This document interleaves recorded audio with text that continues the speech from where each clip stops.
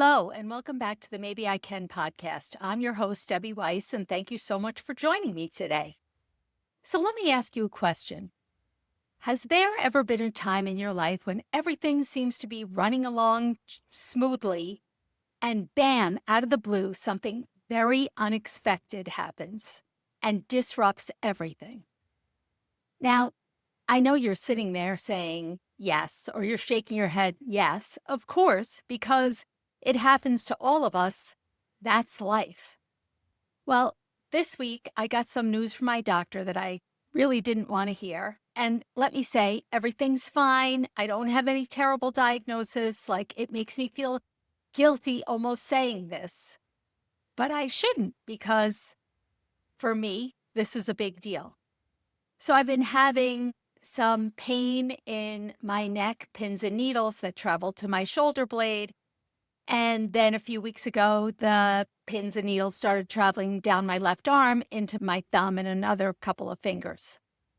And I know from personal experience that is nerve pain. And so I did see a correlation with exercising, and it doesn't necessarily start to bother me while I'm doing it. But then afterwards, those pins and needles are kicking in. And when it started to travel down to my hand, I knew that I had to investigate. I've been down this road before, not with my hand or my neck, but with my back many years ago in 1999. I had a spinal fusion that came out of nowhere when back at that time I was, I don't know, in my mid 30s. And it made no sense. I was playing tennis 4 times a week. I was playing golf once or twice a week. And for 2 years, this pain slowly became crippling. And it turns out that there was something wrong with my spine that evidently I was born with. And that required a fusion, and it disrupted my entire life. As a matter of fact, it really disrupted my entire life because even though I've tried a couple of times to get back into playing tennis, I've never been able to. And I don't mean that I physically can't. It just doesn't work the same. And then I needed hip replacements and blah, blah, blah, blah, blah. So this feels a little similar, which kind of makes me nervous. So I was in a total groove with my exercise, really happy with it, and actually thinking about taking it to the next level. And so I started doing a third program in addition to the other two that I was doing. One is functional fitness training for women over 40, 3 mornings a week for 45 minutes. The other was Zumba. And honestly, I was really only doing Zumba once a week. So it really wasn't much. It's 4 days a week. And I added this other thing 2 days a week, and it felt like it was a lifting weight kind of thing. And I think that honestly, that's what tipped me over the edge. So I go to see a doctor that I haven't seen in years because, knock on wood, everything's been good with my back and my hips and all the things, and I've been able to do what I want. Like I said, other than playing tennis, but I've accepted that. And this happens. So I had an MRI, and it turns out that at multiple levels in my neck, I have narrowing and nerve impingement. And so now we're going down that whole road that I've been down before back in the 90s. And if any of you have ever had any kind of, oh, I can't think of the word, but any kind of physical, like structural thing like this, first you have to do physical therapy, then maybe you do an epidural injection, and then you move on from there. And in the meantime, I know that I can't do anything with weights and I can't lift my arms over my head. And when I came home, or actually before I got the MRI results, I took a walk.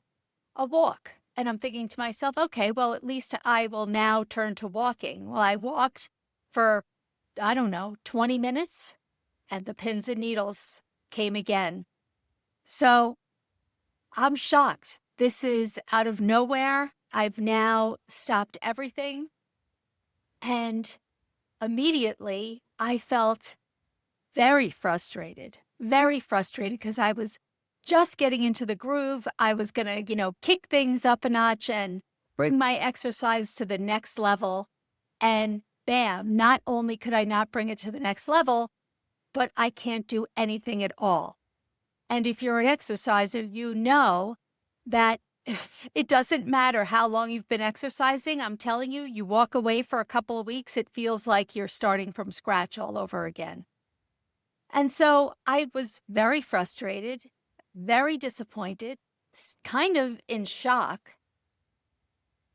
And I just feel thrown off what happened to my routine. And I realized how much I actually rely on my routine and how quickly things just feel off when that gets taken away. And then I thought to myself, is this about exercise? And it is. I'm not going to lie and say that it's not. But it's also about what routine represents in my life. Exercising is something that I've built into my day, into my week, and it gives my day structure. It's something to show up for. I know when I'm going to do it. It kind of anchors my day, especially because they're all in the morning that I'm doing the exercise. So I love how that sets me up and I feel good going into my day, even though doing the exercise or getting out of bed at 5:15 in the morning is a struggle. There's never a time where I regretted getting up early or pushing myself. So when that gets taken away, just that one activity, it's like that castle that I built on that foundation starts to crumble. Besides taking away my structure, it's also about how I see myself. Because I'm someone who shows up, I'm consistent, I'm trying to take care of myself. And when you can't do those things that kind of reinforce that identity that you have, it can make you question it. It's like, who am I then? I can't even do this. It's also about momentum, feeling like, oh, I was moving forward. I was consistent. I was building something. I felt like I was on track. I felt good. Those endorphins were flowing through my body, and I was so proud of myself, especially when I would complete this new exercise program. So maybe for 3 weeks, I was exercising 5 or 6 days a week, a variety of things, and I felt so good about it. And then when something interrupts, it can feel like your whole world just stops. Now, if I'm really being honest, it's also about control. I don't want to say I'm a control freak. I didn't realize that I was until I really started to break down some of my thoughts and my actions. But I was able to control taking care of my body or doing the right things or feel like I was in control of my life. And then when something like this happens, it reminds you don't actually have control over everything. And that's scary, right? Because when you feel like you're in your lane and you're controlling what you do and how you work, and maybe, I don't want to say you're controlling other people. Maybe I'm thinking about myself. I'm controlling their routines. I used to make sure my husband got to a doctor's appointment or my sons got to, whatever practice they had, whatever it was, I was in control. So this whole thing isn't about my exercise and my injury. It's really about structure and momentum and control. And when one thing shifts, it can feel like a lot more is shifting with it. And this isn't just about me. There are so many things that interrupt us in our lives when everything seems to be going along smoothly. Sometimes, like this, it's your health. It could be an injury. It could, unfortunately, be a diagnosis.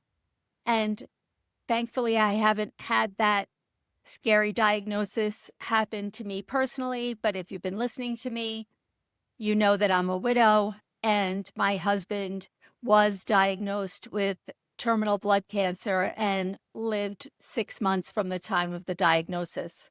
And certainly even though I wasn't the one diagnosed, right? It certainly interrupted my own routine. Maybe you're being told that physically you need to slow down. You've been doing everything right, and then suddenly you can't do what you've been doing. Ugh, it's so hard. And sometimes it's just something happening in your life, right? Like when my husband got that diagnosis. Maybe your family needs you. Maybe somebody in your family is sick. Maybe you need to travel somewhere. Every time that I travel and I go away, it could just be on vacation, honestly. It's so much harder to come back and pick up that routine. Maybe something unexpected comes up or your plans change. You've been looking forward to something and then all of a sudden it gets ruined for whatever reason. You had a plan for your next week or your next month, and suddenly that plan does not work anymore. Sometimes a setback or an interruption can be emotional, like you lose motivation, or something affects your mindset, like you just feel off. You just aren't feeling it. All of a sudden, that positive self-talk that you've developed starts to diminish and deteriorate into something not so positive. And even though nothing might look different on the outside, everything feels different on the inside. Sometimes it could just be a momentum disruption. You could feel like you're finally in a good place, and then something interrupts it. I mean, I have to say, I can remember when I first was doing anything, honestly, developing any type of routine. Consistency was such a big deal. And it would really throw me for a loop if something knocked me off my game. And it could have just knocked me off my game for a day or two. And it's amazing what message that sent to my brain and how I had the choice to take it one way or the other. And it is hard. Life never waits for a convenient time to interrupt you. It doesn't ask, is this a good week or a good moment? Or if you're finally in a rhythm. And that interruption isn't the hardest part. It's what we make it mean. And this is why I'm doing this episode, because I needed to tell myself and teach myself this moving forward. Because what happens next is where things can either stay small or become bigger. Talk about what can happen. That spiral, that all or nothing thinking. This is where my mind tends to go. I can't exercise? That's it. It's over. Why even pay attention to what I'm eating? Why pay attention to how much water I'm drinking? I want to ditch other good habits just because of this interruption in my exercise routine. I think to myself, oh, well, now this ruins everything. Or I'm off track now. So what's the point? You give up entirely. One interruption can turn into a full stop if we let it. That's where my mind goes initially. I don't know about you. Here's the thing. I'm not pretending that I'm fine with it. That's not the answer. I'm really not fine with it. I am disappointed. I am frustrated, and I honestly am concerned. How long is this going to last? Will PT take care of it? After the injection, will it not work? Will I need surgery? Again, because I've been down this road before. But what am I doing? I'm not living in the present. I'm projecting my fears into the future instead of just living in the moment and figuring out what I need to do today. So what happened is I needed to pause certain things. But the story I was telling myself, everything is ruined. So what do we need to do? We have to ask ourselves, what is still available to me? Okay, so I can't go to Zumba and I can't do my weights or whatever. What can I still do? And clearly you understand this just doesn't apply to my situation. No matter what it is in your life, I don't care what kind of disruption it is. It could be seismic, like when my husband got the terminal diagnosis. There was a lot of things I could no longer do. But what I can still do, because there's always something that you can still do. Maybe for me, it's a different type of movement. Maybe it is rest or something else. I don't know the answer to that yet. But here's the thing. I am not going to abandon everything, even though that all or nothing was my first thinking. We have to remind ourselves, don't abandon, adjust. This is usually where we tend to go wrong. We stop everything and we lose momentum instead of figuring out how we can adjust, how we can modify or adapt and just keep going differently. See, the thing is that even though it feels like it, this moment is not permanent. It's not. Now, when I look back, here it is 2026, when I look back 27 years ago to when I had the spinal fusion and the years leading up to it, I thought, I'll never do anything again. I'll never do anything again. And I was wrong. It felt back then that I don't know, that I just gave up. I thought, that's it. I'm just going to sit on the couch for the rest of my life. And then looking back now, it was slow going, but I rebuilt and I came back. And then I needed a hip replacement 10 years later. And I came back again. And another 2 years, I needed another hip. And I came back again. And you know what? I will come back this time. And so will you. I don't think everything happens for a reason.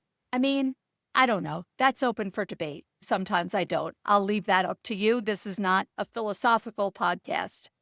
But I do think we always get to decide how we respond. And I need this lesson because I can't abandon all my positive routines. I just need to adjust. And so right now, I'm choosing to work with it instead of fighting with it. This certainly wasn't part of my plan, but it's part of my reality right now. And instead of letting it stop me, I'm figuring out how to move forward with it. What about you? What will you choose to do when life throws an unexpected interruption in your path? Remember, not everything that slows you down is setting you back. Go out there and make it a great week. Thanks for listening, and I'll see you next week.